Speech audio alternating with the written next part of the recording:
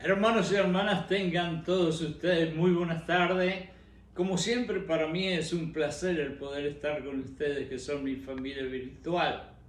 Y como siempre, digo exactamente lo mismo y nunca cambio.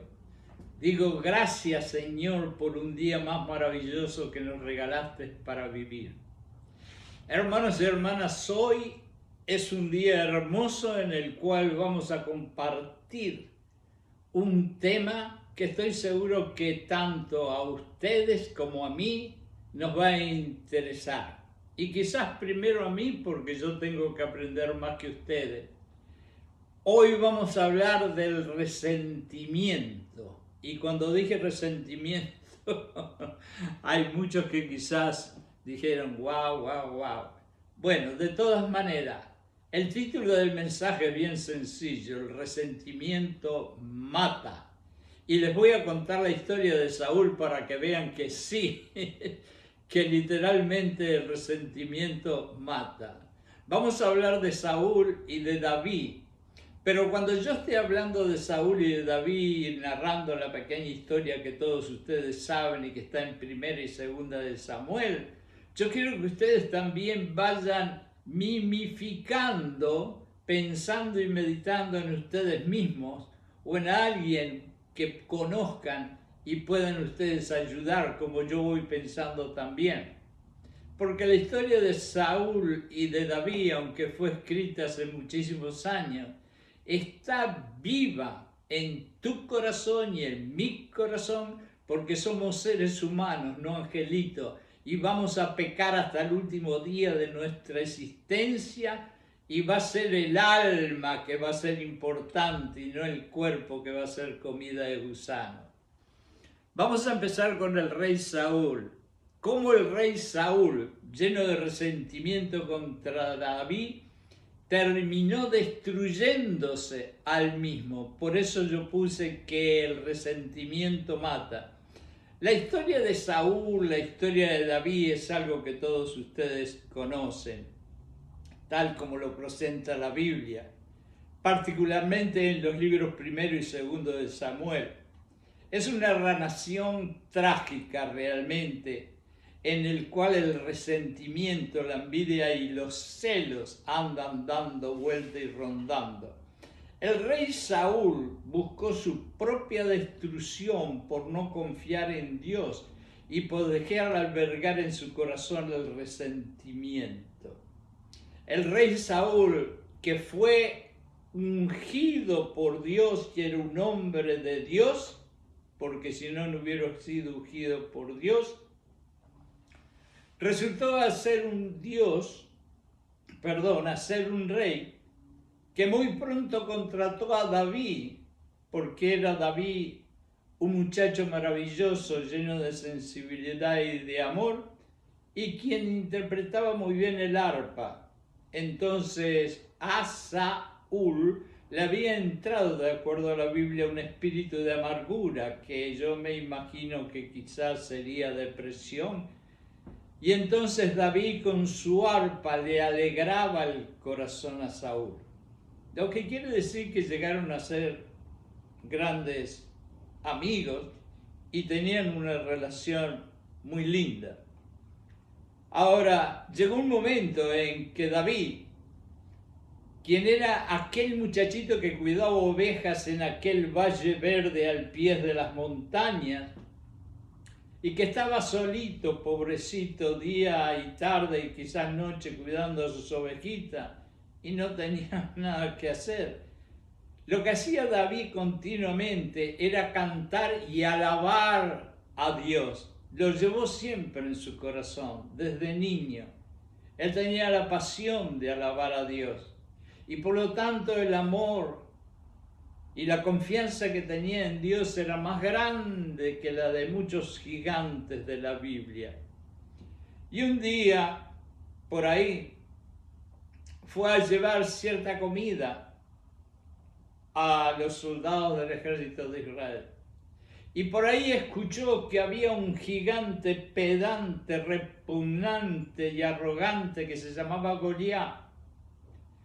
que todos los días salía al medio del campo de batalla entre los dos ejércitos que habían allí, uno era el de Israel, y los desafiaba a los israelitas a que mandaran un hombre que fuera tan capaz y valiente de luchar contra él para demostrarle la grandeza de su poder y de su ejército.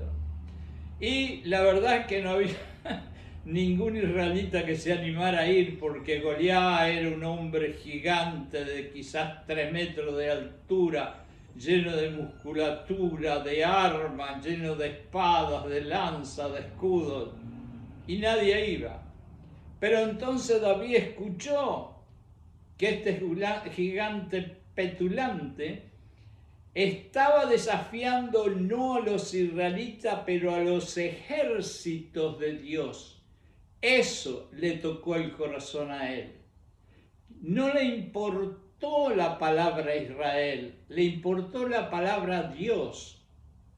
Dijo, ¿quién es ese imbécil, diría yo, y perdonen la palabra, que se anima a desafiar a los ejércitos del Santísimo Dios?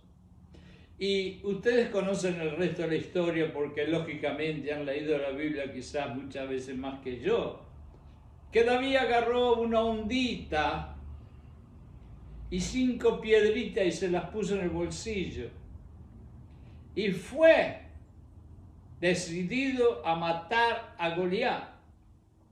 Yo siempre me pregunto, ¿habrá ido David solito a enfrentar a Goliat sabiendo que él estaba solo? ¿O fue David a matar a Goliat sabiendo que Dios estaba allí al lado de él? La conclusión fue que David agarró una ondita, una piedra y ¡boom!, se la incrustó aquí en el medio de la cabeza al gigante, el gigante cayó, él fue, le cortó la cabeza y ahí se terminó la bravura de los enemigos. Y entonces David volvió como un héroe a su tierra. Pero entonces la mayoría mujeres, pero me imagino que también algunos hombres, empezaron a decir una frase que se hizo casi un canto y se hizo muy popular, que decía: Saúl, que era el rey, mató a 1000, pero David mató a 10.000. Está en 1 Samuel 18:7. Escuchen bien, Saúl mató a 1000, pero David mató a 10.000. Esta fue la razón y la clave y el punto principal para llenar a Saúl de resentimiento. Y en ese mismo momento, si tenés un poquito de resentimiento tú, podés preguntarte cuál es tu razón, como yo también me puedo preguntar a mí mismo si tengo resentimiento, cuál es mi razón. Esto desató, esta frase desató, y siempre le digo cuidado con el chisme, esto desató la envidia y los celos de Saúl. Aunque en principio Saúl, como un hipócrita, parecía no darle mucha importancia a la historia de David, esa canción que escuchaba continuamente en las calles, que David había matado 10.000, mucho más que él, empezó a trabajar en el ego que tenía él y se empezó a llenar de celos y de envidias, como tantas veces tú y yo, porque decimos buenos días y no nos dicen buenos días, nos podemos empezar a poner semillitas de resentimiento en el corazón. No somos inocentes. Entonces, David seguía su camino tranquilo, apacible, sin tener idea de lo que había en la mente de Saúl. Pero Saúl, poco a poco, de la envidia y resentimiento pasó a tener resentimiento, que es más poderoso. Y llegó el momento que fue tanto el resentimiento que lo empezó a odiar, siendo que David era prácticamente uno de los mejores amigos de él, pero le clavó un cuchillo en la espalda. Y todo por el resentimiento. Y una de esas estaba David tocando el arpa y Saúl tenía una lanza en la mano. Y créalo o no, le tiró la lanza con toda su fuerza para matarlo, pero David se esquivó y la lanza quedó clavada en la pared. Esa fue la primera vez que Saúl tuvo la intención de matar a David. Pero por su resentimiento, Saúl lo siguió persiguiendo a David. Y fue un momento en que se enteró que Dios ya no tenía favor con él y había ungido a David para ser el próximo rey. Y allí sí empezó el resentimiento de querer matarlo más y más y más y más. Saúl empezó a sentirse tan celoso de David, y lo que temía él era que este joven David le quitara el trono y se sentara en el trono donde él estaba ahora y él perdiera su reinado.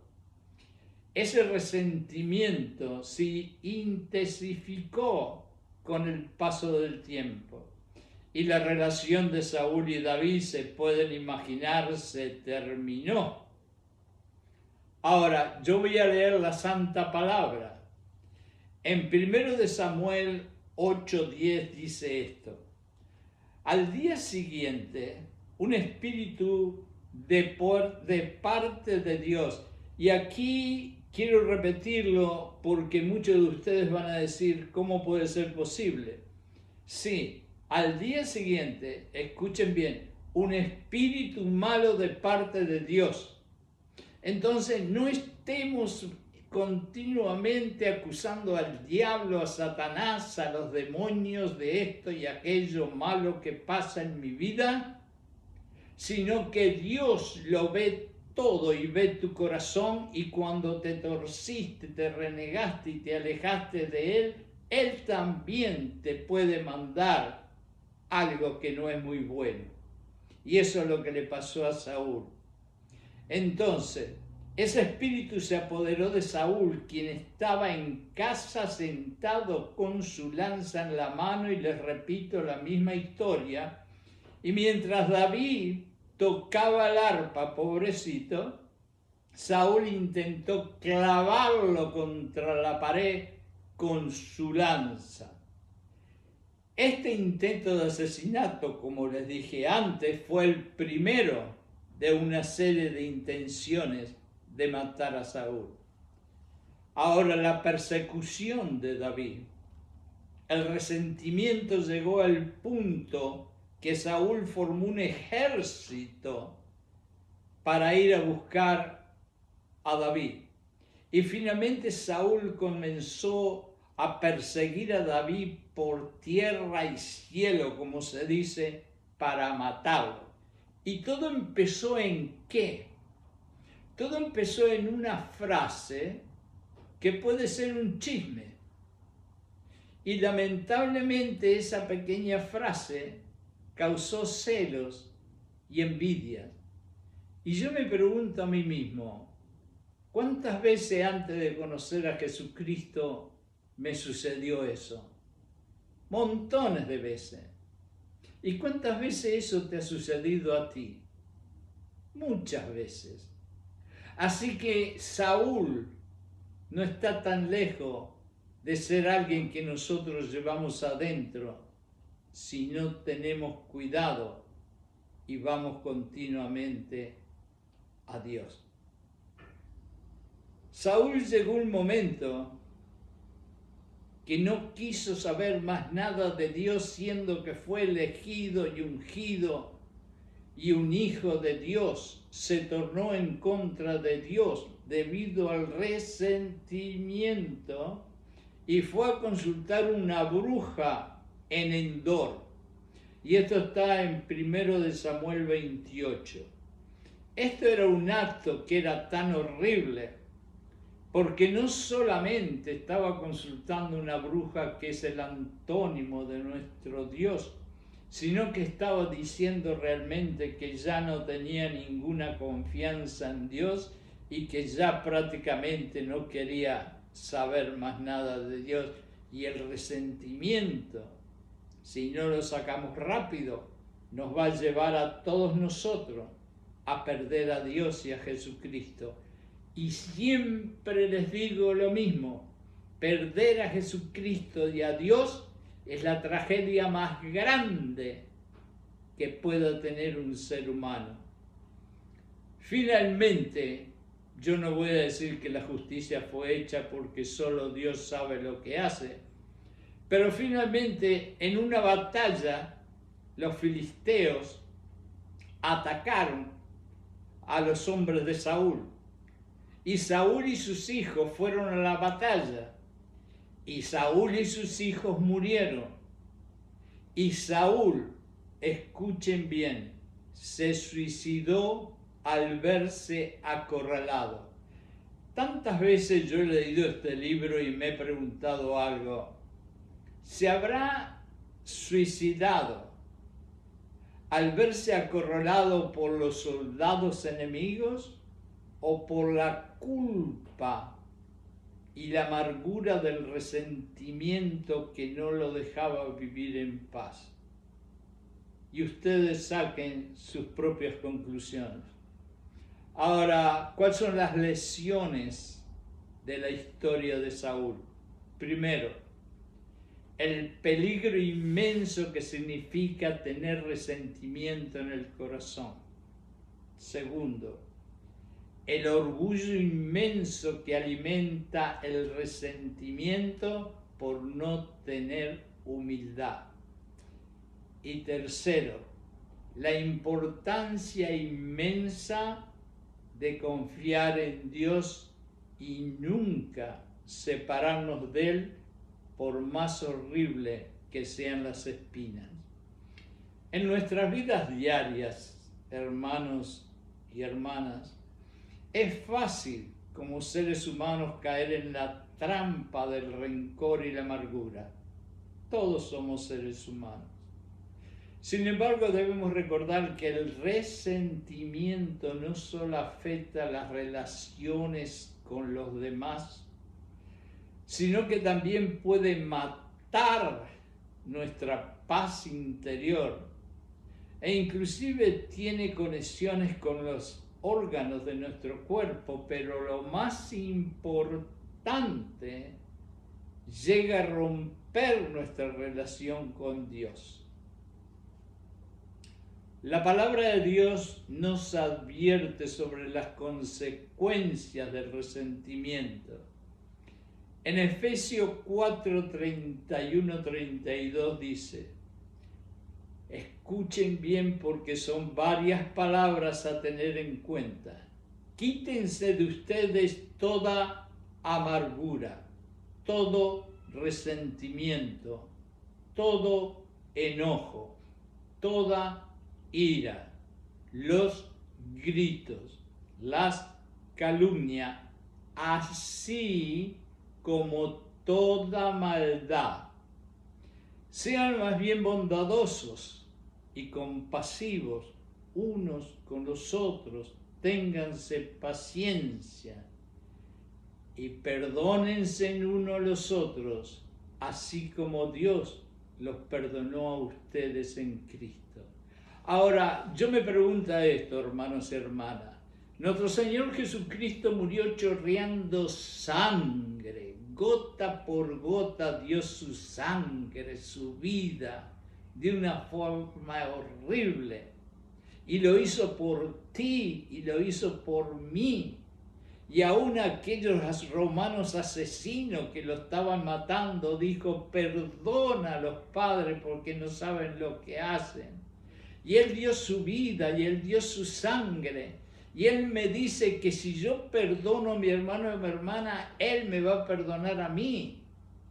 Su sangre es la que me estoy jugando si yo no perdono a mi hermano y a mi hermana. Y yo me pongo a preguntar a mí mismo: ¿vale la pena perder el perdón de aquel que dio la sangre por mí, por no perdonar un hermano o no perdonar una hermana, tú haces tu meditación. El resentimiento es una enfermedad del alma que empieza con un pequeño agravio y nunca se olviden. Comienza como una semillita chiquita de resentimiento. Y les vuelvo a decir, termina como los árboles gigantes de California. Y cuando sean árboles gigantes, te va a ser muy difícil sacarlo y vas a perder la comunión quizás con Dios. En Proverbios 14:30 nos recuerda, el corazón en paz da vida al cuerpo, pero el resentimiento carcome los huesos. Esto es algo, hermano, que tengo que repetirlo porque es profundo. Si tu corazón está en paz, y en paz sobre todo con Dios, tendrás felicidad. Pero si tu corazón está lleno de resentimiento, ese dolor te va a llegar a carcomer y romper los huesos. Fíjense la fuerza del resentimiento.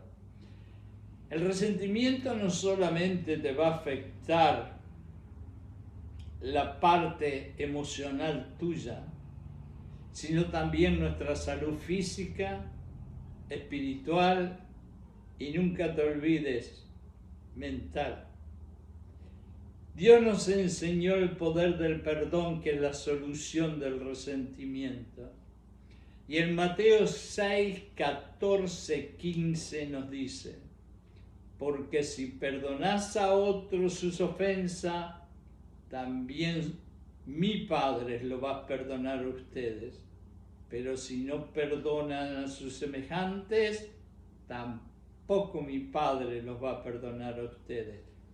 Piensen profundamente en esas palabras que parecen sencillas, pero son profundas. ¿Vamos a perdonar o vamos a perder el perdón de Dios? Pensemos. ¿Cómo entonces podemos liberar nuestro corazón del resentimiento? Y acá viene el doctor Carlos. Primero, debemos reconocer nuestras heridas y permitirnos sanar el dolor que nos han causado. Hay pequeños resentimientos de un hermano que pasa y no me dice buenos días y no es algo muy doloroso, pero hay resentimientos de aquel amigo, amiga que confiamos con nuestro corazón y nos clavó un cuchillo en la espalda. Hay resentimientos de aquel que nos abandonó o aquella que nos abandonó sin razón ninguna. Está aquel a quien todo le creíamos y nos mintió hasta el punto de meternos en un problema horrible. Están todos esos tipos de circunstancias en las cuales nos traicionaron, nos abandonaron, y el dolor que sentimos es un dolor grande. Por lo tanto, vamos a tomar un tiempo para dolernos y dejar que ese dolor nos vaya sacando fuera la amargura. Pero es importante.